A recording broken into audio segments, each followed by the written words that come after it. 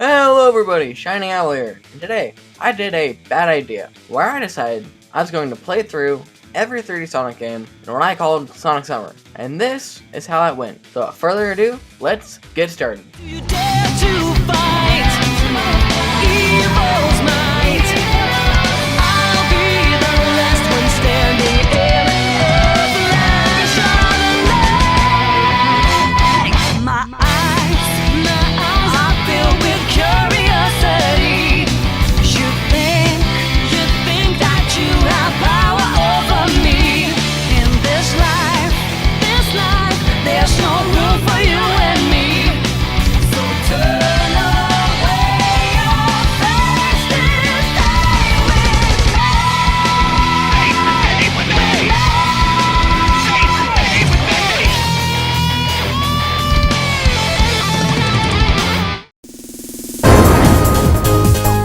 Sonic 3D Blast is a game that technically is cheating by being here, as it's not really a 3D game, as it uses 3D models turned into sprites to give the illusion of 3D, but I mean, it's called Sonic 3D Blast.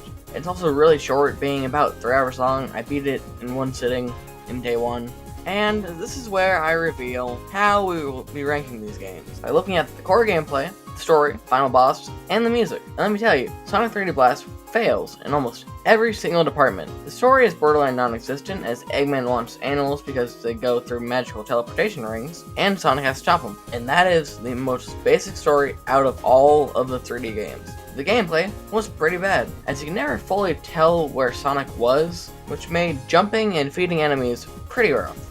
And here's the punchline.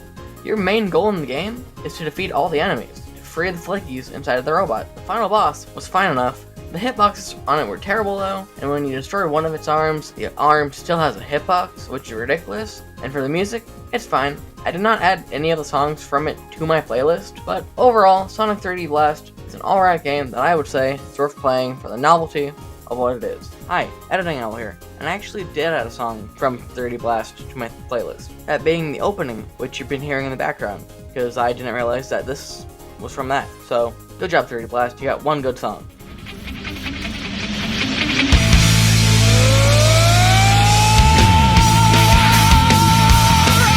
Sonic Adventure is one of my favorite games I played during this. Its core gameplay is great, Sonic controls really well, the level design is good besides the slow climbing parts of Skydeck. The story of Sonic Adventure is great, with it describing what happened to the echidnas, and it gave more lore to the Master Emerald. Chaos is a great villain, as he was the guardian of the Master Emerald. Well, that was until the Echidna tribes attacked, and with the hatred he felt during those events, made him go mad, to the point where all he wanted to do was destroy. And this is where we learn that the Chaos Emeralds fuel him, as the negative emotions of the Emerald, combined with his hatred, lets him become, well, perfect.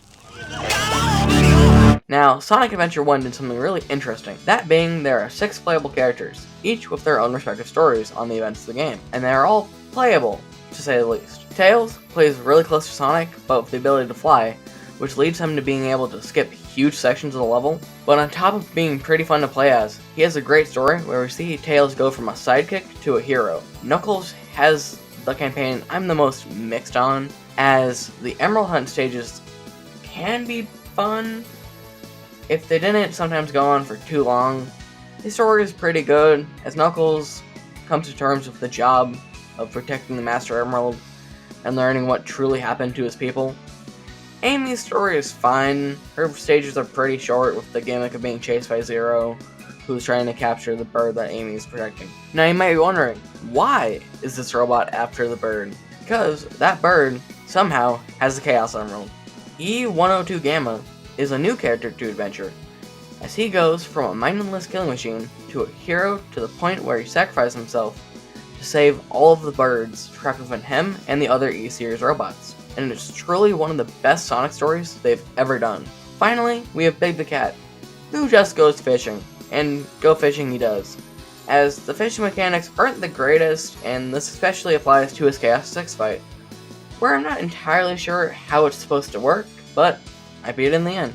Now, as far as the final bosses go, I decided to rank the 7 of them against each other in a 1 to 7 ranking, with number 7 being Chaos 6 as big, for the aforementioned reasons. Then it's Knuckles with his Chaos 6 fight, mainly because it's just Sonic's Chaos 6 again, which especially sucks as boss reuse is already a problem in Adventure.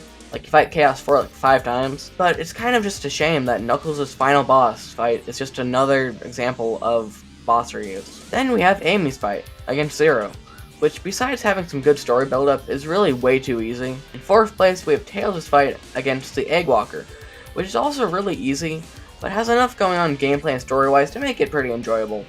In 3rd place we have Gamma's fight, which is pretty cool story-wise, with it being the confrontation between Hem and Beta, but unfortunately it's pretty mediocre gameplay-wise. Finally we have the Egg Viper, which is a great test of skill for Sonic and has a pretty neat design. And number 1, of course, is Perfect Chaos, the true final boss, and it's a great fight. Open Your Heart is amazing, being easily one of the best Sonic songs of all time, and although the fight was pretty easy, it makes a great ending to an overall really great game, and it was a truly fantastic way to start Sonic Summer.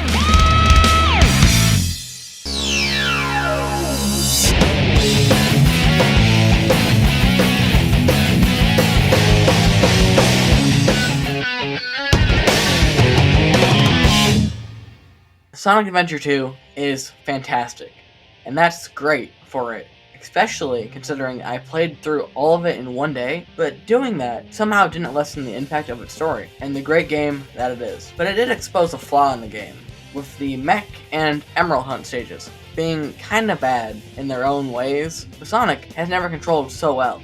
He's less slippery than Adventure 1, and is still really fun to play as. The Mech stages in the game are way too loud, and are way less enjoyable than Gamma's stages in Adventure 1, mainly because of how loud they are. A constant beeping and depth perception is also pretty bad. Along with their levels being the loudest out of the bunch, they could also be the longest if it wasn't for how RNG dependent the Emerald Hunt stages are, as the Emerald shards hide basically everywhere, but unlike Adventure 1 where the radar beeps if you're near any of the shards, in Adventure 2, it only beeps if you're near the first one. So you have to go in order, which really slows down the pace of the level. So yeah, 2/3 of the game aren't very good in my opinion, but the story and music both really make up for that. And Sonic Adventure 2 probably has the best story out of any Sonic game, with Shadow's past being unveiled and his redemption arc, all before he ultimately gives his life to save Earth. That is until Sega realized how much money they could get out of him. Damn, not here. So they brought him back in Heroes and every game after that. But we'll get to that in a bit. Another thing Sonic Adventure 2 does well is make the journey feel big, as you go from a city to Prison Island to Eggman's base, before ending on the Space Colony arc. Another thing Adventure 2 does really well is Eggman, as he evolves from being a simple mad scientist to an actual threat with a history, as his grandfather Gerald Robotnik made Shadow and the Space Colony arc as well. And also, he feels like a threat.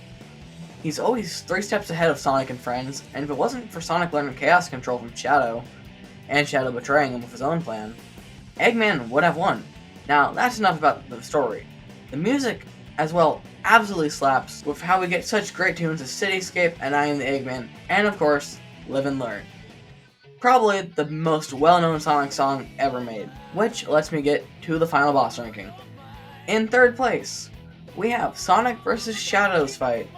In 2nd place, we have Shadow vs. Sonic's fight, because they're basically the same, but the latter is just better because you get to fight Sonic. But of course, number 1 is the final hazard. With Live and Learn blasting, Sonic and Shadow both go super for a fight you will remember, as even though it's pretty easy, the sheer spectacle of it makes for an excellent way to end a truly outstanding game.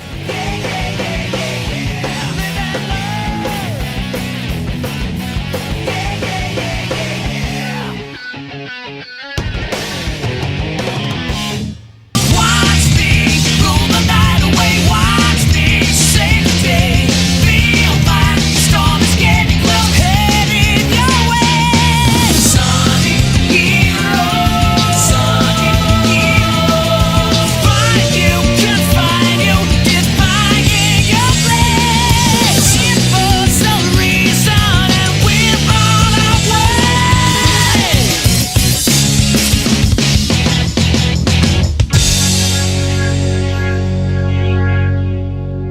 Sonic Heroes is a game that I wanted to like a lot more than I did. It does a lot of things right on paper.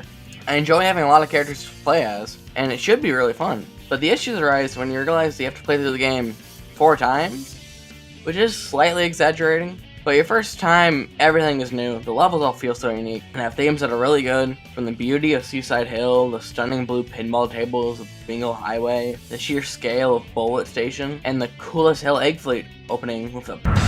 Alright, Eggman, let's get this party started. Especially the cold, unsettling atmosphere of Final Fortress, before coming face to face against the Egg Emperor, one of the coolest looking mechs in the series, even if the fight is kind of bullshit. But even though the fight can be unfair, it still earns the title of 2nd place in the boss rankings, as it's the same boss for every team, which is also where Sonic Heroes' biggest flaw comes in. You know those cool environments that I mentioned, and I praised for being unique and have really good aesthetics? Well, Sonic Heroes thought it would be good for you to have to play through them a total of 4 times, with very little differences. Besides, look, more enemies, look, shorter levels, and look, around the entire level to find 60 torches to complete the level. As to fully complete Sonic Heroes, you have to play through the game as every team, and most of the stages have very little changed. As I mentioned, Team Dark is basically just hard mode, more enemies and slightly longer stages. Team Rose is easy mode, as it just shortens down all of the levels, which inadvertently makes their story mode more enjoyable. Finally, Team Chaotix has you explore every inch of the level, which can make their levels feel really long, or decently short, with stunning objectives ranging from find hermit crabs, find shallows, destroy capsules, and best of all of them, extinguish all the torches. In the end, these objectives are mostly pretty tedious, and I sure hope they don't come back, because if they did come back, well, they would absolutely suck, especially if it was required to beat the whole story. But after the 4 playthroughs, at least you finally get a final story. That wouldn't be if Sonic Heroes didn't make the fantastic decision to bring back special stages from the original game, which is just a shame because they absolutely suck and are required. You see, in the final story, to beat the true final boss, Team Sonic needs the Chaos Emeralds, which up to that point had been completely absent from the plot and are only available at the end of special stages, which suck mainly because of the physics, because Sonic Heroes has a terrible physics system where you'll be launched off the stage multiple times in the endgame, especially this one part in Final Fortress. No, stop. Oh my god. I'm sorry to laugh. Aaron threw down the controller and has his head in his hands. He's very angry. I'm not doing anything like that's like not normal. It just fucking launches you off the side of the stage. I'm gonna nudge my headphones off so this isn't right in my ears. Jesus Christ! You will lose momentum constantly, but once you get past all of that, you are treated to a pretty good final boss, where all of the teams you played as Weak and Metal Overlord, and then Team Sonic goes up super and shows them just what they're made of, which makes for a very good ending to an overall frustrating game, but also an end to a game that tried something new, pulled off to the best of its ability, even if it fell short in the end.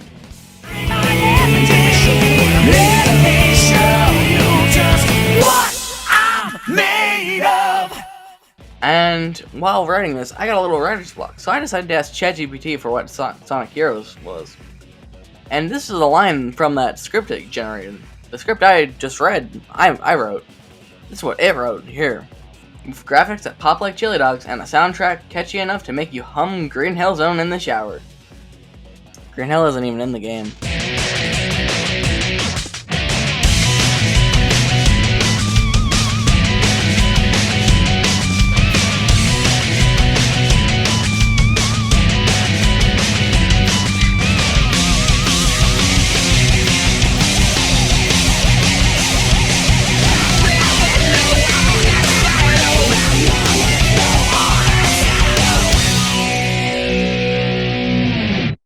Shadow the Hedgehog is an interesting game to say the least, as it's the only game I played for the summer where I didn't play as Sonic. Instead, in Shadow, you play as the edgelord himself, Shadow.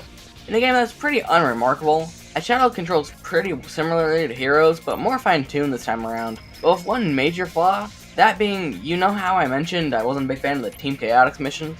Well, this is a game full of quests like those. if you want to complete in your route that isn't just neutral.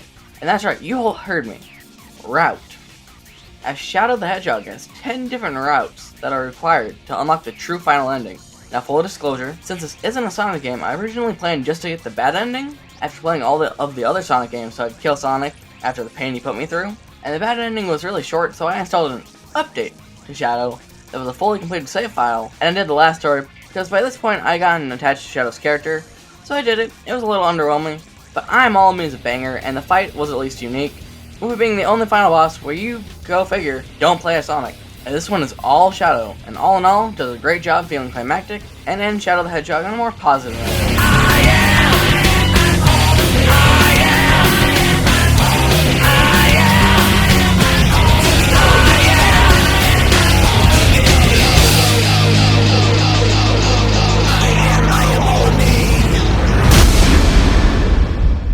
Also, the gun mechanics are pretty fun, so are the vehicles. In this world, where life is strong. In this world, life's an open book.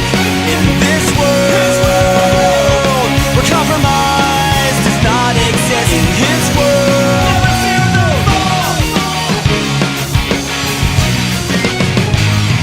the only way to break free is to break the mold. You can't stop now, rock and roll. I said you can't stop now, rock and roll.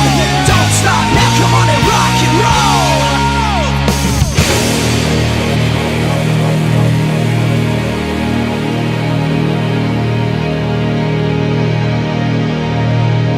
Sonic 06 is a game that gets a lot more than it deserves, as I actually like Sonic 06. Its level design is pretty good. The story, I don't think was that bad, besides the human, woman, and Sonic thing, which was interesting. The new characters it introduced are great, and just like in Adventure 2, we have different story paths, with their own playable characters, and views on the same events of the game. And unlike in Heroes, where each playthrough was the same levels in the same order, with the same bosses, 06 doesn't do that, as each character's levels feel different enough from each other, where besides the environment being the same for a lot of levels, they all felt unique. This time around, there are 3 stories required for the true ending, each being led by their own respective hedgehog. Sonic, representing the present, controls how Sonic should. He handles pretty well, and isn't slippery, but to an unfortunate degree. As Sonic 06 is the slowest he has ever felt, his stages are also split up into 3 different sections, with snowboarding, coming back from the adventure games, the standard Sonic platforming, and the high-speed sections. Snowboarding doesn't control nearly as well as it did in the adventure games, with controls feeling unresponsive, with Sonic not wanting to jump when he should. The standard platforming is great though, as the levels are pretty well designed and fun to go through, with a fair amount of callbacks to older levels, like the Orca Chase in Wave Ocean, and being a direct reference to Adventure 1. New stages like Crisis City are huge, with set pieces and great music that really make you wish that the game was running well. As one of Sonic 06's biggest flaws is the frame rate, as it's constantly dropping during every level for seemingly no reason, which really slows down the game, as when the game runs well, it's a blast. And then you think your PS3 is dying, with how slow the game can move at times. This frame rate issue ironically applies to the high-speed sections, which is ironic as the sections dedicated to going fast are remarkably slow. And when you're not fighting the frame rate, you're fighting the environment, as if Sonic hits his toe on anything, he dies. And don't even think about jumping in any direction besides straight, unless you go flying off to your death. But when the high-speed sections aren't trying to kill you, they can be the best parts of the game, as the scale of them is great, with you chasing down the egg carrier, outrunning a fire tornado, or becoming Jesus Christ. All in all, Sonic is really fun to play as, despite some technical difficulties. Shadow is back, with him representing the past, and he plays pretty well. Shadow plays very similarly to Sonic, with 2 major changes, being the homing attack and the vehicles. The homing attack is replaced with an instant teleport you can do attacks out of, which sounds cool in practice, but it just makes for a wonkier homing attack. The vehicles, on the other hand, are back from Shadow the Hedgehog, but with more of a purpose this time around, with 4 main types, being the hovercraft, buggy, glider, and motorcycle, each controlling uniquely from each other. The hovercraft is probably the worst of the bunch, with how it doesn't corner that well, and you're mainly just waiting to get out of it so that you can just continue the stage. The buggy is fun in sort of janky kind of way, where it ends up being very unintentionally funny, as it has physics very similar to the Halo CE Warthog. The glider is boring, as all of its sections are pretty easy, and it makes me wish there was just more to do with it. Finally, we have the motorcycle, which is meh. It's only really used in one level and controls pretty poorly during it. Lastly, we have Silver, the new hedgehog to this game, and he's fine. His main gimmick is telekinesis at the cost of his speed. as Silver moves pretty slowly, and this is best shown through the field right outside Kingdom Valley, as it takes Silver forever to cross it, but its combat is pretty fun with throwing enemies at each other, which is a pretty hard thing to screw up, and all of his boss fights take pretty good advantage of it. As for the story of 06, I think it's pretty good, but only a couple of problems. Like how Amy saves Elise just for them to have one awkward scene where they both talk about how much they like Sonic, but Elise needs to be captured again at this point in the story. So she just gets captured again, meaning that scene could have been cut and the game would be the exact same. Mephiles is a pretty good villain, actually challenging Shadow's ideas, while at the same time manipulating Silver into killing Sonic, before, in the true ending, saying screw it and killing Sonic himself, which caused Iblis to be released, and the two of them combined to end time itself. That is before Sonic and friends consisting of Tails, Knuckles, Amy, Rouge, Omega, Shadow, and Silver collect the Chaos Emeralds to bring Sonic back, in a level fittingly called The End of the World. As the level is fine, during it you have to avoid these black holes that appear, and they can really be annoying to the point where some characters can't move fast enough to escape them, which makes Silver's section in particular a real pain to get through. Now, here is where I should mention that each Hedgehog's respective story, you can play as their allies at a certain point, but all of their sections are so short that playing as them doesn't really feel like a meaningful gameplay change, and rather feels like a novelty. Now, as for the music, 06 has a ton of great level tracks. The themes are great, but the most standout piece from the track is easily His World, which is a truly great song that goes beyond Sonic 06 and could easily represent Sonic as a whole. As for the final bosses, for the last time in the video, I get to rank them. Number 4 being Mephiles, as the fight is pretty easy and confusing at the same time, but at least it's climactic, and Shadow's quote at the end makes the fight all the better. Number 3 is the Iblis fight, with Silver, as it's pretty well designed and encourages you to use your head to catch a giant flaming boulder, instead of letting it hit the platform, which was a mistake I made a couple of times, fearing that Silver had telekinesis. Number 2 is the Egg Wyvern, as it's kinda just a better Egg Viper, but on a very cool set piece flying above the ground, with clouds catching beneath you, which is just pretty cool. Number 1, of course, is the true final boss for Solaris. It is a very climactic fight, switching between 3 Hedgehogs. While the fight can be finicky, it makes a great way to end the game. Not to mention, the orchestral version of His World absolutely slaps.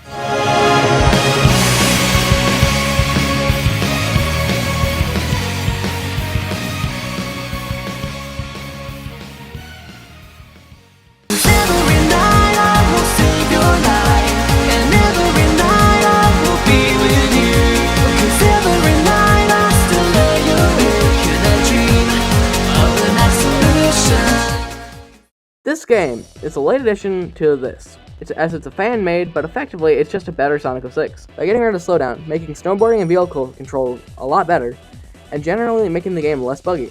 And it's really fun. The thing that held the base 06 back was its bugs and constant frame rate drops, and with those gone, we have one of the best Sonic games out of them all. But it's not perfect. 2 main flaws in my opinion, being that all of the cutscenes and bosses are currently not in the game,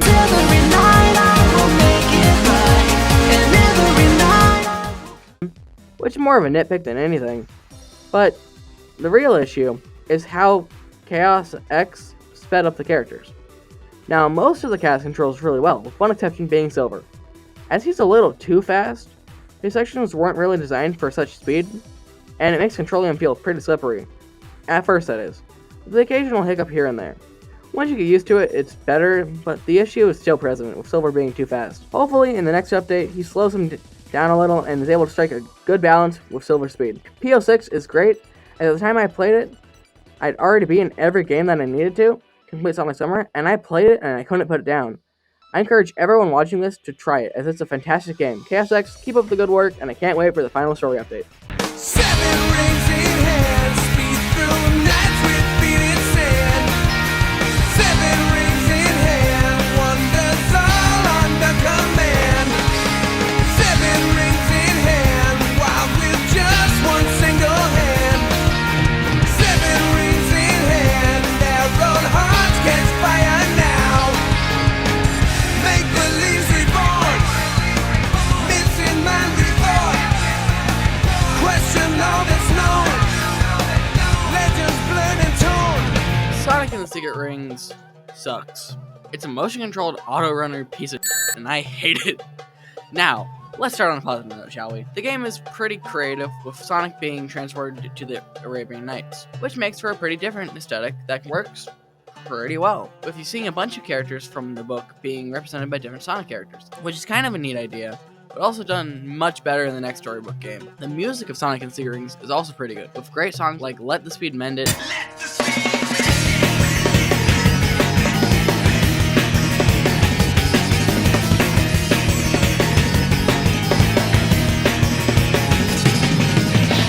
and my personal favorite, The Palace That Was Found. Who's gonna rock the place? Who's gonna rock the place? Who's gonna rock the place? Who's gonna rock the place? No one can touch this. And even a good main theme. If you haven't played the game, that is. As Seven Rings in Hand is a great song in a vacuum, but if you've played through the game, you will hate it, as it plays during almost every part of the game to the point when hearing the song is like a PTSD attack, where I'm trapped in a never-ending loop of the beginning of the song. Finally, the character design is pretty good, mainly with the Afridi Golem, who just looks sick, and I've run out of positives. So it's time to show you all what Secret Rings truly is. A poorly controlled auto-runner with controls so janky it makes 3D blasts look like Mario Odyssey. So, to start, like I said, Secret Rings is an auto-runner, trying really hard to show you how fast Sonic can go, which it completely fails at. As the best part of Sonic's speed was how it was a reward for playing well. And when you remove that, what you're left with is a very bland game, as even the homing attack is worse, when you have to shake the Wii remote to use it, and it only reacts half the time. But on top of that, the homing attack is probably the quickest way to slow down Sonic, which isn't a good thing because of how slow Sonic already is. And here's the kicker. To move left and right, you have to use tilt controls, which makes accurate platforming a pain in the ass. Luckily, that doesn't appear too terribly often, but when it does, you can really feel how bad it is. For example, in one of the Pirate Storm levels, when you have to land on a box, then jump off the box to progress, which wouldn't be so hard if it wasn't for the aforementioned controls slowing down the gameplay, overall making it a very poor experience. Then we have the final boss, which is nothing special. Jack the Wii remote off a little, and you'll win, while Seven Rings in Hand plays for the millionth time. No, the boss I need to talk about is the fight against Eraser Jin. I don't know if I was just bad or if there's things I could have done to make the fight easier, but to cut to the chase, the fight took me 2 hours of trying again and again to beat one of the worst bosses I've ever faced. First of all, his telegraphs are early on, they're fine enough, but towards the end of the fight, the speed of his attacks are ludicrous to the degree where you can't even react. Second is the 2D part, where you have to hit him at the right time, and the timing here is ridiculous to the point where it feels like pure luck if you actually hit him or not. But I won't forget to mention this attack also has no telegraph, which just makes the fight even more of a chore. Third, the music playing during this fight is one of the most repetitive tracks in the whole game, with basically being a loop of either Every single drop of all you got. or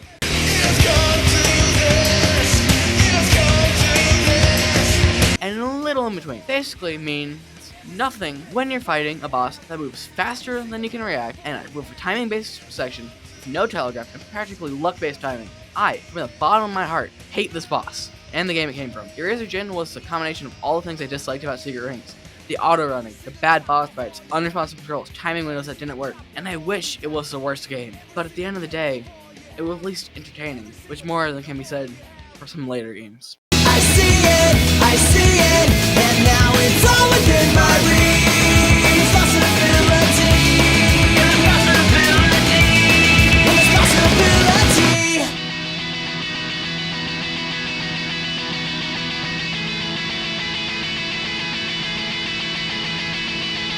Sonic Unleashed is fantastic. It is one of the most enjoyable Sonic games I played during the summer. Sonic Unleashed is fun, fast-paced, creative, and in my opinion, the best-looking Sonic game out of all of them. With CGI cutscenes that are stunning, with environments that look just as good. And this plays more to the high-speed sections, but the nighttime sections aren't too bad. It all looks great. I should note, I played through Unleashed using my Xbox Series X, so my whole experience was really smooth. But enough about how good the game looks, because the game can look great, but play terribly. But Sonic Unleashed isn't like that, at all. It's just as fun as it is good-looking. Sonic controlling like butter. Every jump and dash and boost feel great. Every level having multiple ways to approach it. And the boost sections are a blast, having to think on the fly while water geysers and icebergs fall around you.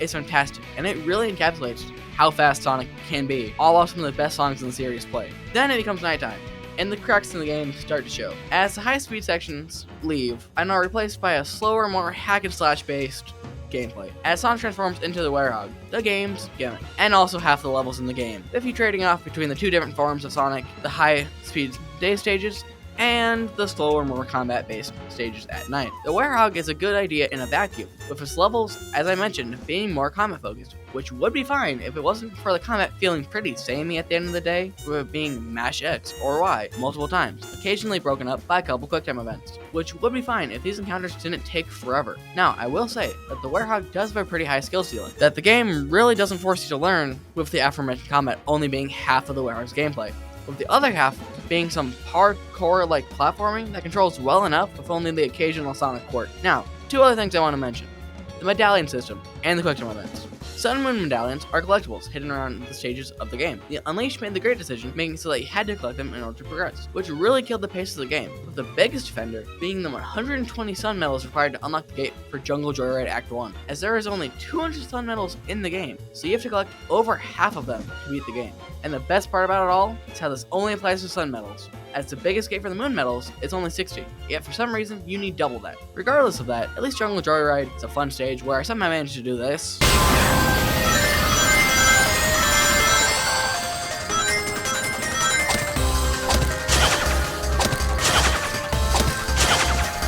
Then you have the quicktime events, which are fair for a lot of the game, but every now and then you get one so fast that I'm not even sure how it's possible to react to it. And admittedly, there are multiple times where I just panicked and hit the button on the opposite side of the controller.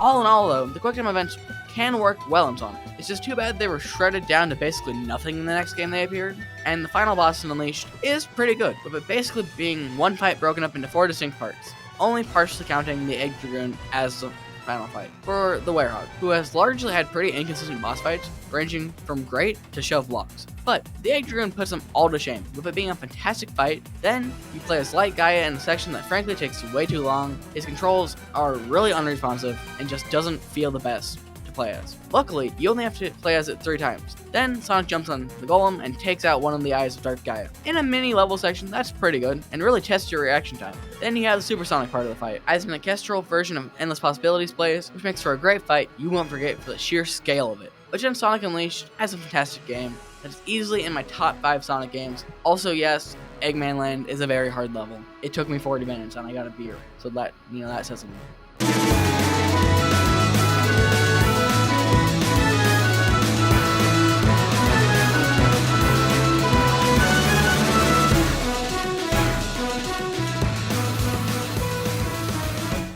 Timeline intermission. Now, this might be a little confusing. I didn't play through all these games in canonical order. So here's a quick timeline of how I started off Sonic Summer and what it turned into. So I started off by going in release order for the story purposes. So I went 3D Blast, Adventure, Adventure 2, Heroes, 06. Then, with the sake of convenience, I decided to play through all of the Wii games, since they were all on the same platform. So then that was Secret Rings, Black Knight, Boom Red's Lair, then rounding out the stragglers with Unleashed, Lost World, and Shadow, before being disappointed that it was already over, so I decided to add the games I'd already been. So then I went Forces, Colors, Frontiers, with Generations being a game I had played through right before coming up with this idea, and Sonic X Shadow comes out in October, so I figured I would wait to replay it till then. Alright, timeline over. It's time to be a Knight of the Wind. And I'm meant to rule by the sword, slashing through the every inch of the power in you. As I stand by the table I command my kingdom. I'm the Knight of the Wind. Sonic and the Black Knight slaps. After the pain of Secret Rings, having a game that was fun with music that it didn't overuse, with gameplay that actually let me control Sonic, with motion controls that are used well, even if they still didn't work at times, was a miracle. Alright, so let's do the opposite of what I did for Secret Rings. Well, I'm going to start with the negatives, then we're going to do the positives. Sonic and the Black Knight, unfortunately, has the same camera as Secret Rings, along with a more linear level design, making the game's levels blend together more than they should, with the spectacle of most levels being decently turned down. And that's it for the negatives. The gameplay of Sonic and the Black Knight is actually pretty good, able to strike a good balance of high-speed action, with Sonic controlling really well, now being able to back up and giving you control of how he runs. Not to mention, the sword combat can be really satisfying with a new homing attack of sorts that has Sonic zooming from enemy to enemy, with attacks being timed just right that refill the gauge, letting Sonic chain even more enemies together. in one of the most satisfying ways yet. The music in Black Knight is fantastic, with it bringing a lot of character themes back from Adventure 1 and 2, and using them in creative ways. Hey, Tails! No, it can't be. This is the smithy, right? It sure is. Welcome, sir.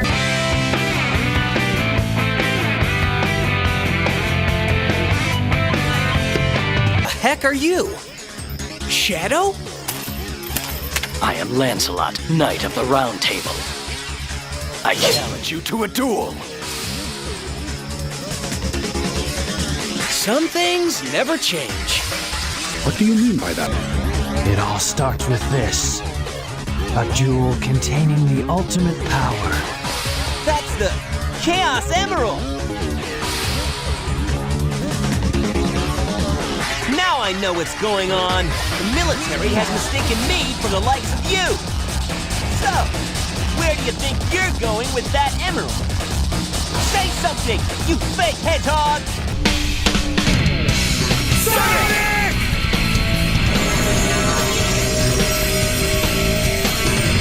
The long-lost light of the sacred sword! Quick, your swords!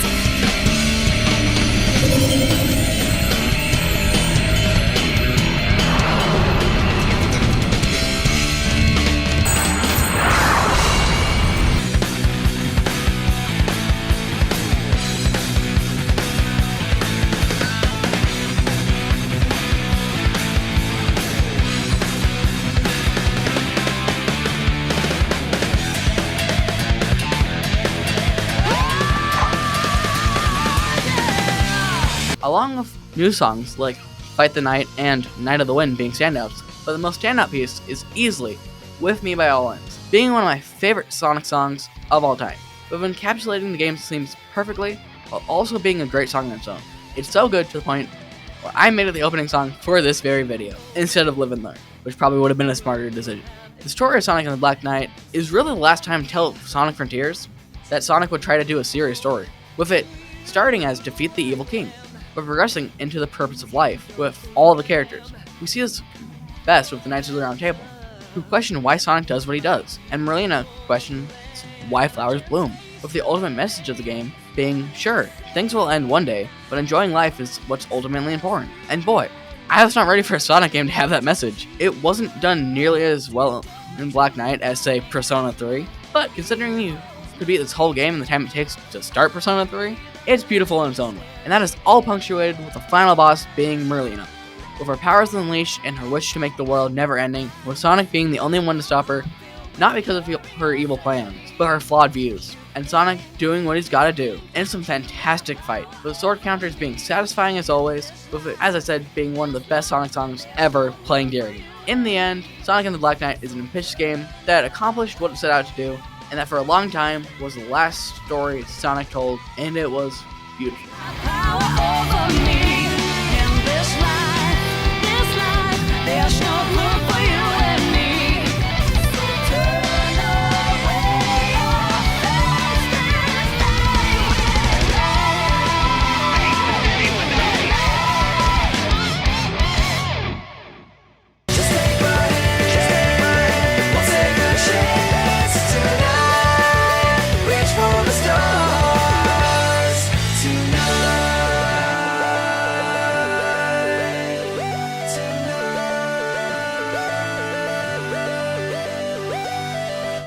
Sonic Colors was my very first Sonic game, and one of the first gaming-related memories that I have.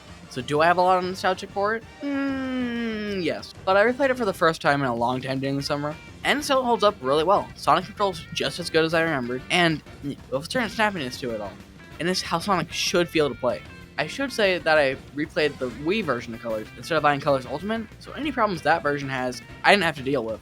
So I won't be talking about them. Sonic Colors is a beautiful game, which is pretty impressive considering that it's running on the Wii. All the environments are new and unique, which adds to the overall identity of Colors, and helps to show just how bad Forces truly was when it came to environments. But regardless, the vibrant colors of Tropical Resort and Sweet Mountain, the sheer spectacle of Starlight Carnival and Asteroid Coaster, and finally the beauty of Planet Wisp and Aquarium Park makes for a world that always feels unique no matter how many times you run through it. Now throw stellar music in the mix, and it ends with a lot of these being some of my all-time favorite Sonic locations. Now, Colors is not a game without flaws, as one of its biggest flaws is boss reuse.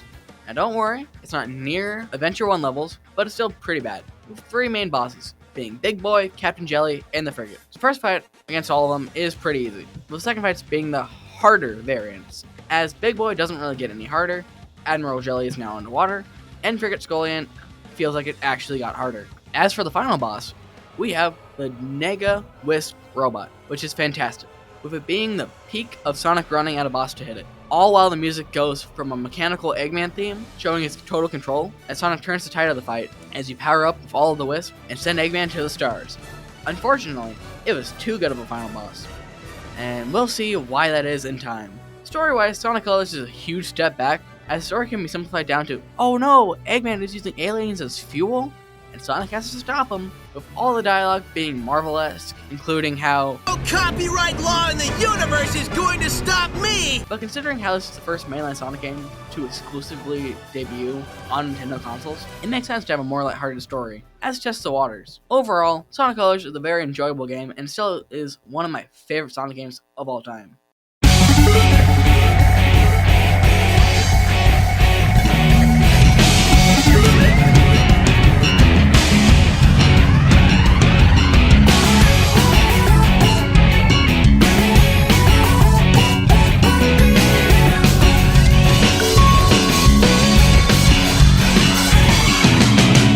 Sonic Generations is as cool as it was when it released, and it's still an excellent celebration of Sonic's past. We're bringing back iconic locations from across the series, with every mainline game getting a stage based on it, and the levels they chose are fantastic, with all of them being the most iconic levels from each game, all with new versions, one for Classic and one for Modern Sonic. Which, for as much as Classic Sonic sucks now, at the time, it was a great way to do 2D in a 3D game, which is fine and all, but the 3D Sonic stages are some of the best in the series, with Chemical Plant, Speed Highway, and Crisis City being clear standouts, all of them being fantastic, with only one major downside. That being, it's way too easy to get all the S ranks on all the levels, which sucks especially because of how much fun it was to get the S ranks in Unleashed. The music throughout the whole game slaps, cheating in a way, with how every track is a remix of an older song, so great songs just get better, but there's one song that I hate, a remix so bad, I don't even know what happened, that being Classic Sonic's version of City Escape. I despise this version of City Escape. It's so bad. The beat is bland and the lyrics no longer work. The song is to the point where it sounds unnatural, and lord, it sucks. But besides that song, like I said, the soundtrack goes hard.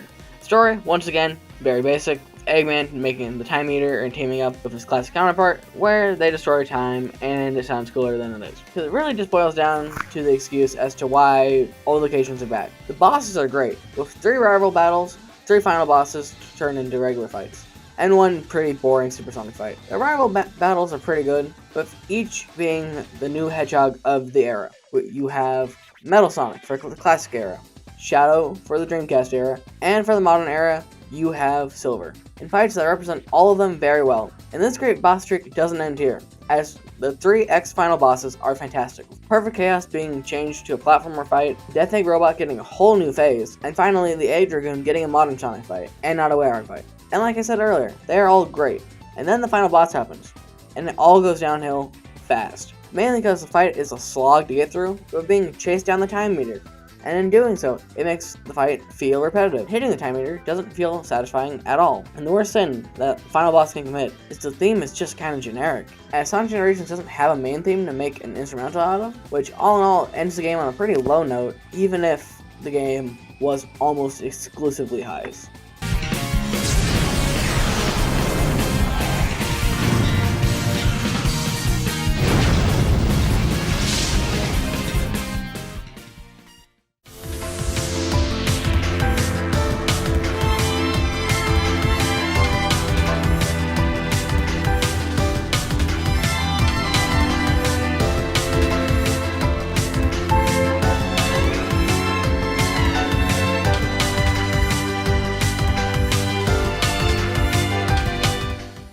Sonic Lost World is painfully mediocre. It's a game that tries to copy its competitors, but fails to understand why people like its competitors in the first place, and why they're better in every aspect. Lost World, we see this all starting with the story. where Eggman is using the Koopalings, I mean the Deadly Six, to kidnap animals to power robots. And then, when the Deadly Six betray him, he has to team up with Sonic. Before betraying Sonic last minute, and it's actually not a half-bad plot point on paper, but in execution, everyone is just really mean to everyone. And this especially applies to Tails, as Tails is not Tails in this game. He is so mean to everyone around him for no good reason. Eggman, of all characters, is the only respectable one at points. Besides the story going downhill, Lost World made a huge change to Sonic with the parkour system that I still don't know how it's supposed to work, as it feels really inconsistent, with multiple times where Sonic just won't work right. And without Omochao for tips, the game just became a slog with multiple sections throughout the game just being slow, with 2 exceptions. I just wish I was playing the elephant that's been standing in the room. As I hinted at it earlier, this game really wanted to copy Mario Galaxy, both Bowser and Koopaling's equivalent, Mario Galaxy mechanics, and last but not least, making the music sound a lot more Mario-esque than Sonic, with very little exceptions, which is all done semi-poorly, making for a boring game with a core mechanic that is never taught or utilized well, ultimately makes for a game that you just wish you were playing something else. Which is where I'm going to mention now, I played Unleashed before Lost World, which made Lost World look even worse, as I went from high-speed action to slow and boring. The final boss isn't even a highlight, as like Colors, there is no Supersonic, and just like in Colors, the fight is against the same final boss. But at least the theme is good. Finally, I need to talk about Zavok, and how Sega tried so hard to make him a recurring character, from putting him in every spin-off, to having him show up alongside actual characters like Chaos and Metal and Forces, and everybody didn't want Zavok, to the point where when you mention his name, it's groan-worthy. So to recap, Sonic Lost World is a boring game that tried and failed to copy Mario, but at least it's not the worst game in the franchise, as that award goes to Sonic Boom Rise of Lyric. It's so boring. Sonic Boom changed everything about Sonic. His design, gameplay, music, identity, and writing. But all of the changes it made just made Sonic worse, to the point where Sonic Boom Rise of Lyric was the only Boom game on home consoles. The new designs aren't the worst, with the lanky limbs being more off-putting than anything, but I like Amy's new outfit, and that's the only positive I have for this game. The gameplay has been boiled down to a Lego game, with combat and puzzles that feel generic and are boring. Not to mention, it's easy, to the point where it makes me miss Lost World. The music has been ruined with boring orchestral pieces that don't fit Sonic at all, to the point where I don't remember a single song that played during the game, besides the title screen. Finally, the writing is terrible. Lyric is such a bland villain. Shadow and Eggman serve no use in the plot, besides their own respective boss fights. Not to mention how the characters won't stop talking as they point out everything, with such great moments as, look, ramps! We can use these as ramps! The only cutscene in the game I didn't hate being this one. Big deal. Maybe I loosened it. Yeah, you keep thinking that. Oh, help! I got you. I'm slipping. I've got you. I can't hold on much longer. This is not how it ends for you.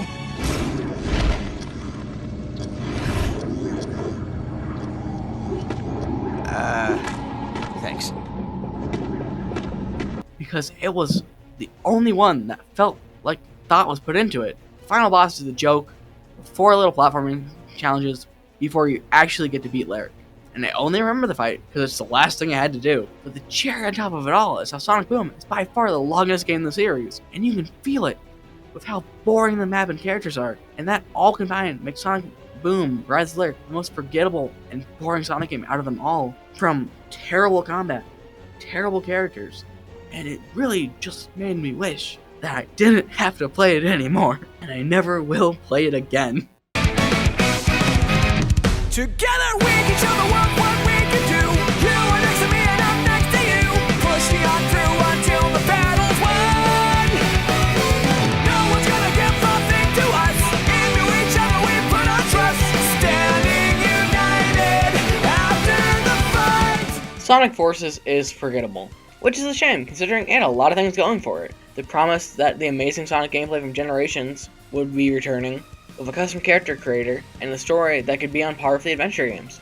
Then the game came out, and it had none of that. The gameplay, while feeling good to play, has no depth, with every stage boiling down to boost to win with the occasional jump here and there, making stages that are pretty boring to run through despite their short length.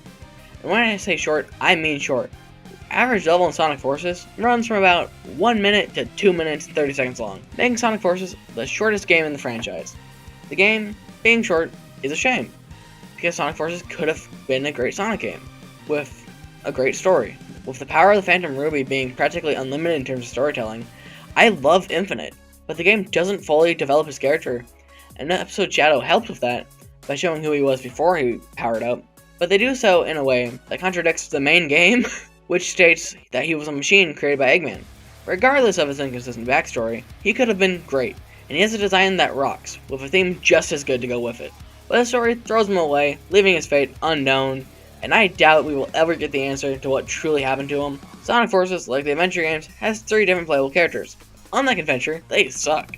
As stages for everyone are short, and the 3 different playable characters are Sonic, Classic Sonic, who controls a lot worse than in Generations, and your custom character. It's effectively just Sonic with a gun instead of boost. Another thing Sonic Forces tried to do was to bring back villains from Sonic's past, but the returning villains don't feel like they're back at all. Chaos and Shadow are defeated in cutscenes, with the real Shadow still being good. Zavok appears, but his fight's on a giant bee, and Metal Sonic, who doesn't even make sense as a Phantom Ruby creation, which is pointed out in the game, is just wasted, and is most likely only there for marketing reasons, and for the Marvel climax. Which brings me to the story, where Sonic Forces really wanted to be serious, but whether due to time constraints or just bad writing, it all falls flat, and ends up making colors look like Adventure 2 by comparison. The music is one thing that really holds the game together, with all of it going hard, with a couple favorites, not to mention the Metal Sonic gets the American version of his theme from CD, instead of the usual Metal Sonic theme, which is neat. Finally, the final boss is fine, as you jump from Classic Sonic to custom character to the big fight against Sakura the Death Egg Robot, with Classic Sonic, the custom character, and Modern Sonic fighting side by side for one last epic battle, and it's the Nega Wisp armor again, for the 3rd time. But at least after Boom, we have a final boss theme that rocks again, which ends Sonic Forces on a pretty alright note, but the game is just really disappointing, and the one upside it really does have is it put Classic Sonic up against the Egg Dragoon, which now means that every form of Sonic's fought the Egg Dragoon, so that's neat.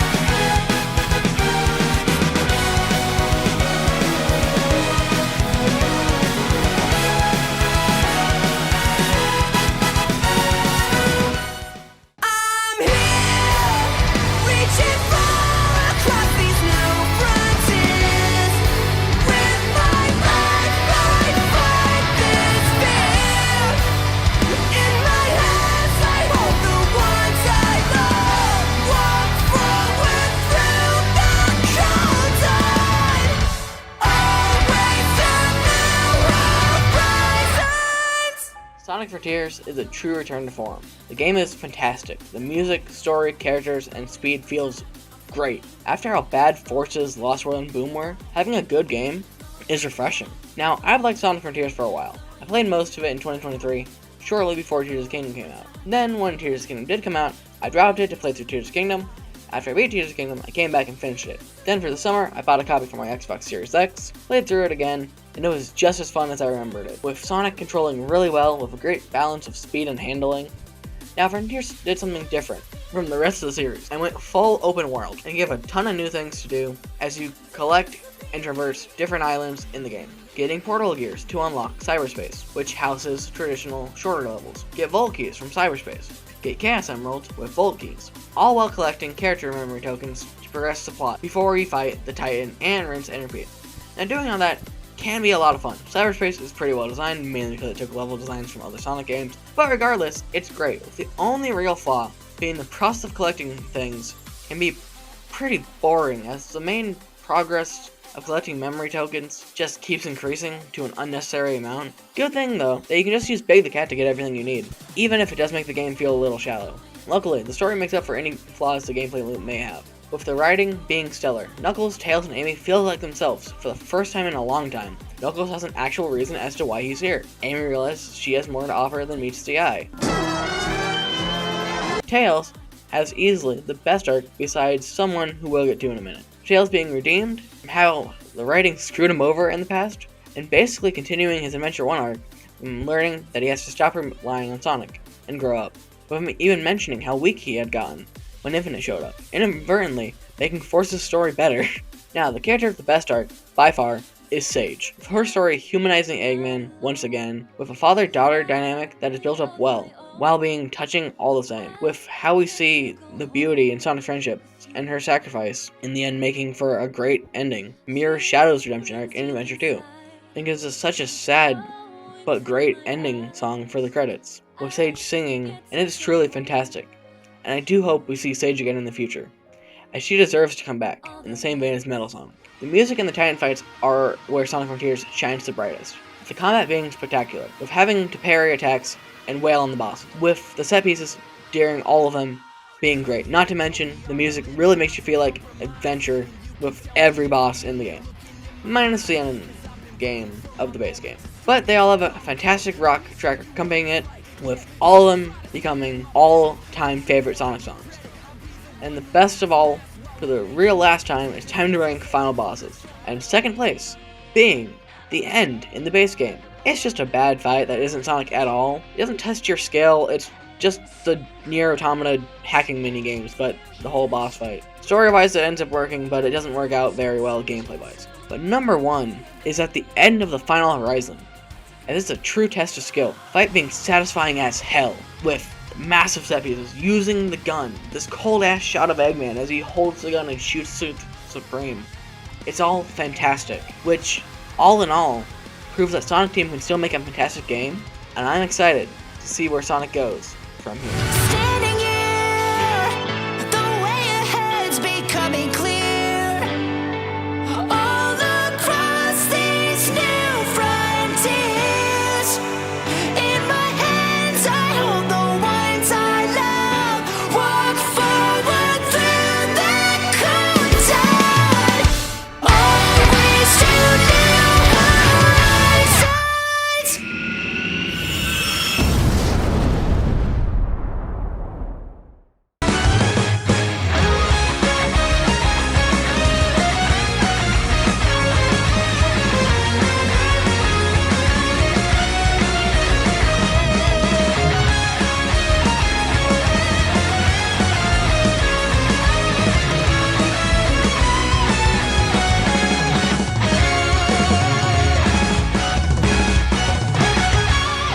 Sonic Dream Team is pretty fun. The game is well designed and controls really well, with a lot of the platforming being really satisfying to perform, with branching paths and 6 playable characters rivaling 06 in terms of characters, with 3 types: Speed, Fly, and Climb. Speed is your usual Sonic platforming, with Sonic and Amy being the representatives, and they control identically, which is honestly a good thing, as the gameplay is very fun and satisfying to run through, even if you have to do the same couple objectives 300 times. The Fly characters also control the same, with Tails and, in her first mention in the video, Cream, who makes a playable debut by herself, as she was in Sonic Heroes, but that was with Big and Amy. But in this case, it's a Cream solo adventure, and the gameplay is fine enough, with it mainly being more of the gameplay that Sonic and Amy have, with some more elevation, which is pretty neat to see. Finally, we have the Climb/Glide characters, with Knuckles and Rouge, who again control the same, with gameplay pretty similar to Sonic, but with a glide and the ability to climb certain walls. The gliding sucks now. It's like my ride-on in Pokemon Scarlet and Violet, the glide lasting about 5 seconds before you turn into a brink and just sink. The story of Sonic Dream Team is great, with the whole game taking part in Eggman's dreamscape,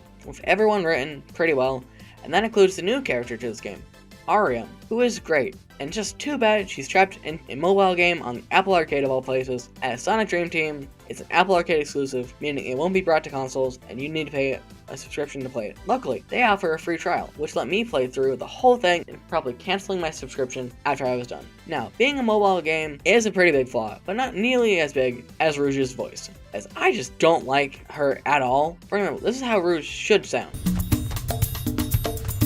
I finally find you, and what do I see? Sonic defeating you. What happened? Here's how she sounds in Sonic Dream Team. Encased by one of Eggman's nightmare constructs. Ariam cut him off from the reverie. Yeah, I don't know what happened either. Another thing Sonic Dream Team does well is the environments, as the levels feel pretty unique and have that originality we haven't seen since Colors. The bosses are really good too, with an inflatable Clab. Search Sonic Inflation if you want more on him. A group of 4 robots that combine with a creatively named 4 men, and a pretty cool Guardian Hunter.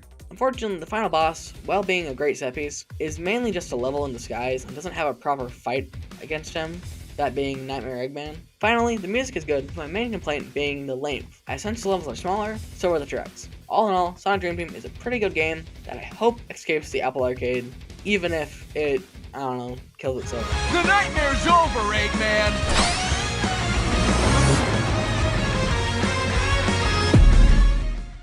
In conclusion, are there any good 3D Sonic games? Hell yeah. Sonic is a series full of ups and downs, which is special, as the ever-changing quality of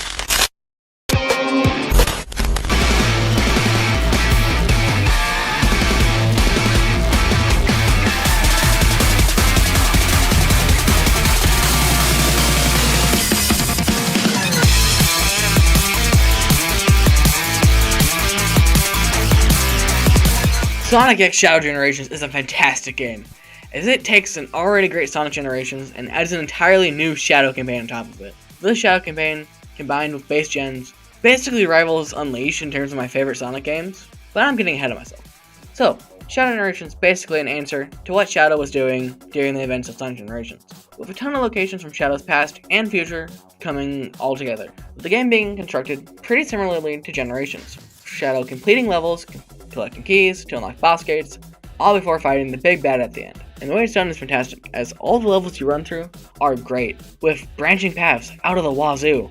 Taking a valley, for example, in the beginning of the level, you see immediately 2 alternate pathways that intertwine incredibly well. The greatest part is how the alternate pathways have alternate pathways, with these huge open pathways that are all visible, with a lot of I can go there moments happening, which is something a Sonic game hasn't really had since the original Generations over 10 years ago. And just like Generations, the levels they chose are out of this world. Space Colony Arc being incredible, Rail Canyon and Kingdom Valley being fantastic, and going into the future, Sunset Heights and Chaos Island are great. Now, Chaos Island doesn't make a ton of sense, as Shadow doesn't even go there, he's not even in Frontiers, but the level is great, so I don't care. The returning bosses are also outstanding, the Biohazard Lizard being completely revamped, Metal Overlord having a complete remix of what I'm made of, and Mephiles having an actually great fight, with him moving from one of my least favorite final bosses to one of my favorite Sonic bosses, period. And before I get to the final boss, I have to mention the Hope World, which feels like the perfect evolution of the islands from Sonic Frontiers. A ton of collectibles everywhere. From artwork to music, there is so much to do, and this leads me to my one complaint about Shadow Generations. That being, having to collect 80 ship parts hidden around the map, and this was the most tedious task in this summer, besides beating secret rings and boom. But after finding all 80 parts, what do you get? A little gag, 3 little pieces of artwork, and a song from Sonic Forces, which is a good supporting me remix. But the Bio Lizard is already a boss, meaning we already have a banger supporting me remix, so yeah. Now, getting back to the final boss, it's an alright fight against Devil Doom, using the Doom Sword from Doom Morph, which is alright when you defeat him and the game ends. But I just lied to you, as after defeating Devil Doom, he becomes Neo Devil Doom, as we see the Doom moves come out and the beautiful rendition of All Hail Shadow, the fight basically being a supersonic fight, but without the Chaos Emeralds, as Sonic needs them at this time. But it's fantastic, and it single-handedly brings Sonic Generations up from having one of the worst final bosses, and turns it into having one of the best ones, which, in my opinion, shows just how much Sega has lived and learned, as through their blunders, stumbles, highs and lows, it clearly shows how no matter how hard Sonic is being down, he will never stop moving forward, as they truly have a one-way dream. Boost your spirit off the ground. I'm a spark that won't go out. We can go much higher now. Gravity can't hold us down. We're only at the beginning of this one-way dream.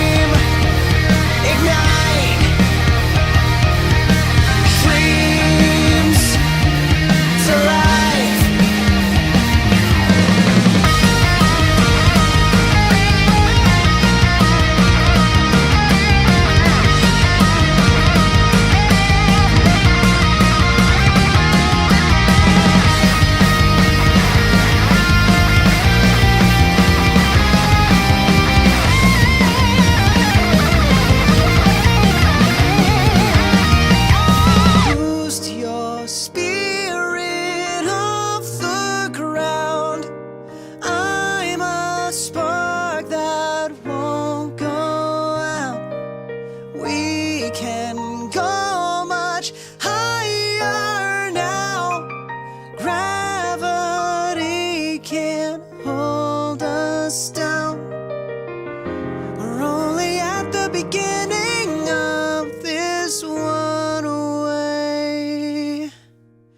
dream.